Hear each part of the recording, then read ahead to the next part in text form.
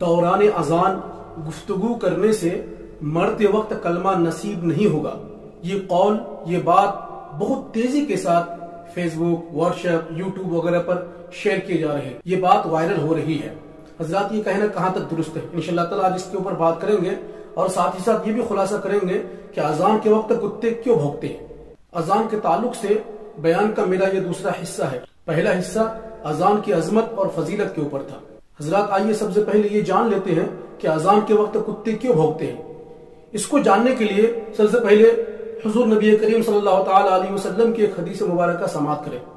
آقا کریم صلی اللہ تعالی علیہ وسلم نے ارشاد فرمایا کہ جب اذان شروع ہوتی ہے تو شیطان اذان کی آواز سن کر ریح خارج کرتا ہوا بھاگتا ہے، یعنی پاد مارتا ہوا بھاگتا ہے. جیسے کہ آج کل بہت سے انسان نما شیطان جو کہ اذان کی آواز کو سن کر بھاگنے لگتے ہیں. مسجد میں بیٹھے اذان ہوتی ہے تو اذان کی آواز سن کر بھاگ جاتے ہیں. مسجد میں بیٹھے امام صاحب کے پاس باتیں ہو رہی ہے، لیکن جیسی اذان ہوتی ہے تو بہانہ کر کے مسجد سے چلے جاتے ہیں. حضرات اذان کی آواز کو سن کر بھاگنا یہ شیطان کا کام ہے، ایک مسلمان کا کام نہیں ہے. مسلمان تو وہ ہوتا ہے کہ جو اذان کو سن کر مسجد میں آئے، اذان کو سن کر اپنا کاروبار بند کر دے، اذان کو سن کر اپنی مصروفیت ختم کر دے، مسجد کی طرف بھاگے. یہ مسلمان کی نشانی ہے. اذان کو سن کر بھاگنا یہ شیطانی کام ہے. اس سے بچے، اپنے ایمان کو مضبوط اور مستحکم کرے.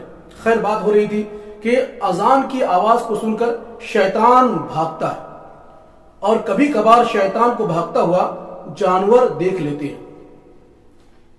کیا مطلب؟ یعنی اذان کی آواز کو سن کر جب شیطان بھاگتا ہے ہڑبڑاہٹ میں تو کتے اس کو دیکھ لیتے ہیں، اور کتے اس کو دیکھ کر چلاتے اور روتے ہیں.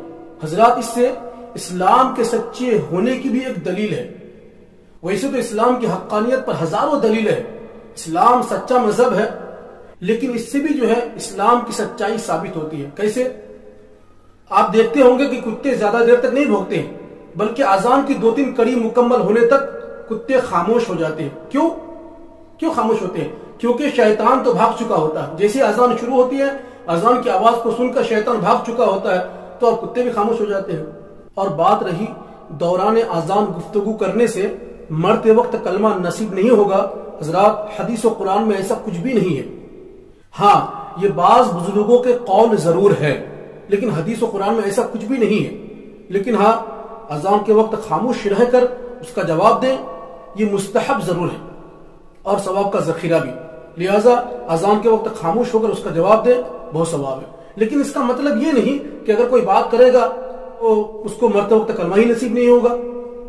کوئی ضروری بات ہے تو آپ کر سکتے ہیں، لیکن بہتر ہے کہ آپ بات کرنے سے بچیں. بات رہی بزرگوں کے یہ قول کی کہ اذان کے وقت جو بات کرے گا اس کو مرتے وقت کلمہ نصیب نہیں ہوگا. حضرات اس کے اندر کئی باتیں پوشیدہ ہے، مخفی ہے. یعنی اگر کوئی اذان کو اہمیت نہ دے، یہ سوچے کہ بس اذان تو بس کوئی چیز نہیں ہے، کوئی خاص چیز نہیں ہے، اس کو اہمیت نہ دے کر دنیائی باتوں میں لگے رہے، تو اس کے بارے میں پھر مفتیان کرام کا فتویٰ آئے. آئیے اس تعلق سے جب مفتی اکمل صاحب سے سوال کیا گیا تو انہوں نے کیا جواب دیا، ان کو سماعت کریں. انہوں نے کہا کہ سنا یہ ہے کہ دوران اذان اگر کوئی گفتگو کرنے میں مشغول رہے تو اس کو مرتے وقت کلمہ نصیب نہیں ہوگا. کیا یہ ٹھیک ہے؟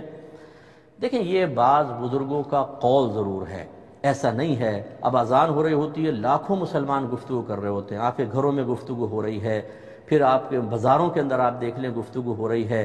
اسی طریقے سے اگر یہ مطلقاً لے لیں کہ جب اذان کے دوران گفتگو نہ کرو ورنہ کلمہ نصیب نہیں ہوگا، یہ تو نہیں فرمایا کہ قریبی مسجد کی اذان، دوسری اذان، پہلی اذان، دوسری، تیسری، چوتھی، اس کا مطلب ہے تو ساری اذانوں کے اندر آپ کو خاموش رہنا چاہیے، کیونکہ اس میں تو کوئی تخصیص ہی نہیں ہے کہ ایک اذان، 2 اذان، تیسری اذان.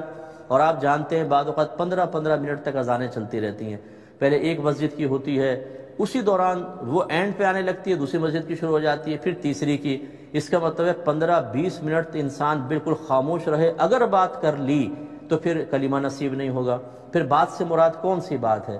دینی بات ہے، مجبوری والی بات ہے، مذاق ہے، مزاح ہے، فضول بات ہے، یا مطلب کوئی صحیح عذر ہے، نہیں ہے، کون سی بات؟ اس طرح کے کلمات، اس طرح کے جملے جو اتنے مبہم قسم کے ہوتے ہیں، جن سے صحیح نتیجہ نکالنا بہت مشکل ہوتا ہے. ہمارا مشورہ ہی ہوگا کہ ایسی چیزیں عوام کے سامنے بیان نہ کی جائیں.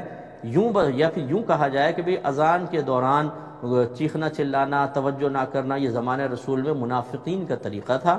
ہو سکتا ہے کوئی اسی طریقے سے اذان کو غیر اہم اور معمولی سمجھ کر باتیں کرتا رہے تو اس کا ایمان ضائع ہو جائے، ہو سکتا ہے، بس اس سے زیادہ کی گنجائش نہیں ہے۔ حضرات، یہ تو بات رہی اذان کے دوران بات کرنے یا نہ کرنے کی، لیکن ان لوگوں کا کیا جو لوگ اذان کے وقت ٹیلی ویژن پر ڈرامہ دیکھتے، پکچر دیکھتے ہیں، موبائل کے اوپر ڈرامہ پکچر دیکھتے ہیں، اذان کے وقت ڈرامہ تو بند کر دیتے ہیں، ٹیلی ویژن تو بند کر دیتے ہیں، لیکن پورا ذہن ڈرامے کی طرف رہتا ہے، کانوں میں اذان کی آواز آ رہی ہے لیکن دل و دماغ پورا ڈرامہ کی طرف ہے کہ جلدی سے اذان ختم ہو تو میں ڈرامہ دیکھوں، ان کا کیا؟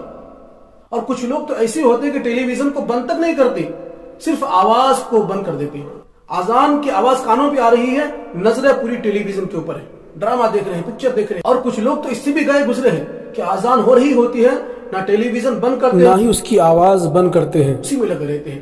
ایسے لوگوں کو اپنے ایمان کا محاسبہ کرنا چاہیے۔ اللہ تعالی ہمیں اذان کی عظمت اور فضیلت کو سمجھنے کی توفیق عطا فرمائے اور ایمان پر قائم و دائم رکھے، آمین۔ حضرات، میں نے سوچا کہ موبائل کے ذریعے بھی دینی خدمات انجام دیا جائے، کیونکہ ہماری کثیر تعداد اماموں اور علماء کرام کے پاس بیٹھنے سے زیادہ موبائل پر اپنا وقت ضائع کر رہی ہے، تو میں نے سوچا کیوں نہ ان تک موبائل کے ذریعے ہی دینی باتیں پہنچائی جائے۔ اگر آپ بھی دینی خدمات میں ہمارا ساتھ دینا چاہتے ہیں تو ہمارا چینل اسلام اور دنیا کو سبسکرائب کریں، لائک اور شیئر کریں۔